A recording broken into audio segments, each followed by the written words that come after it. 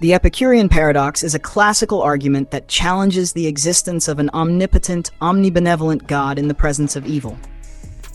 It is attributed to the Greek philosopher Epicurus and can be summarized as follows. 1. If God is willing to prevent evil but not able to, then he is not omnipotent. 2. If he is able to prevent evil but not willing to, then he is malevolent. 3. If he is both willing and able, then why does evil exist? 4. If he is neither able nor willing, then why call him God? This leads to the central problem. How can an omnipotent, omniscient, and benevolent God coexist with the presence of evil in the world? Theodicies. Defenses against the problem of evil.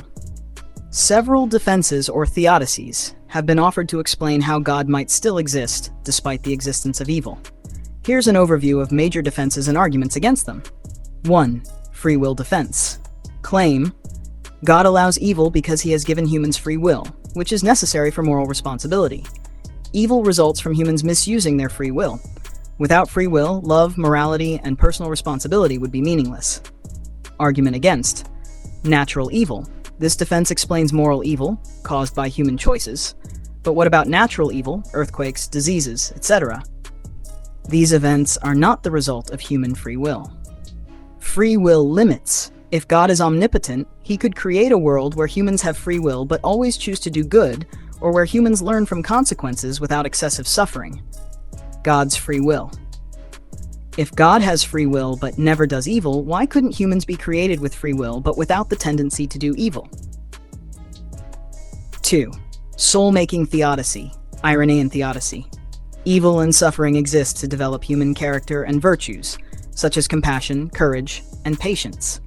Without challenges, humans would not grow morally or spiritually. Argument against: excessive suffering.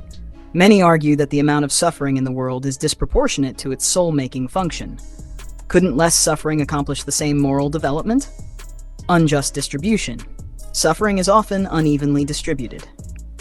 Many good people suffer greatly, while some bad people do not. Why would a just God allow this? Alternative development.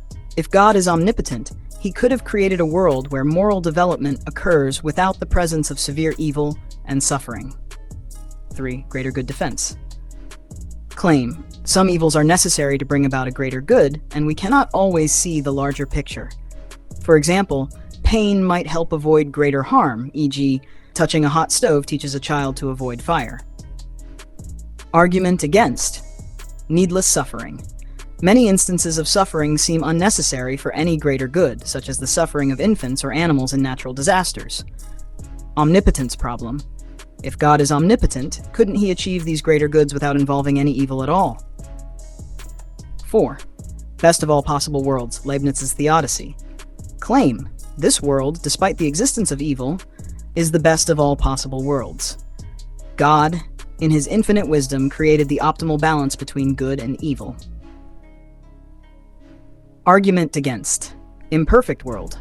It is difficult to argue that this world filled with so much suffering is the best possible world. Couldn't a world with less suffering and more happiness be better?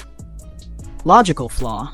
If God is truly omnipotent, then he should be able to create a world with no evil at all while still achieving his purposes. 5. Punishment for sin.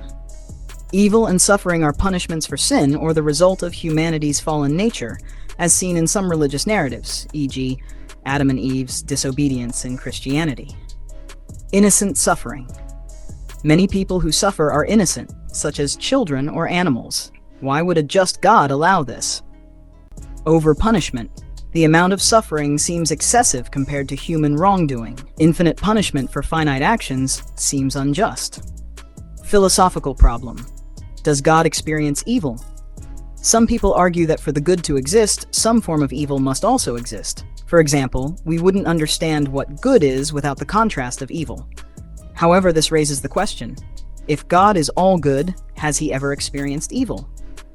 If he hasn't, does that mean his goodness is incomplete, or is he exempt from needing evil to define his nature? If humans can strive to be good while experiencing and overcoming evil, could a perfectly good being, God, exist without needing to experience evil? Can humans achieve perfect goodness without experiencing evil? This is a difficult philosophical question. If humans are to become like God in moral perfection, would they need to be free from the experience of evil? Some argue that to fully understand and embody goodness, one must first understand what evil is. However, this does not necessarily mean one must personally experience evil to learn from it. Others contend that if God can be perfectly good without experiencing evil, then humans could theoretically reach moral perfection without needing to go through suffering. Does God have free will? This question touches on another philosophical issue.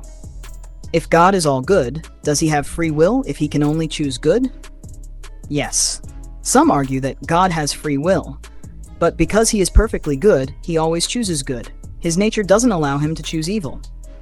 No, others argue that if God cannot choose evil, he doesn't truly have free will. Free will, as commonly understood, involves the ability to choose between good and evil.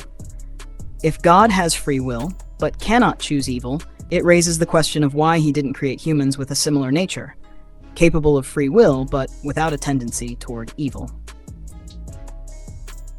Conclusion. The Epicurean paradox remains a powerful argument against traditional conceptions of God, as it raises difficult questions about the coexistence of God and evil.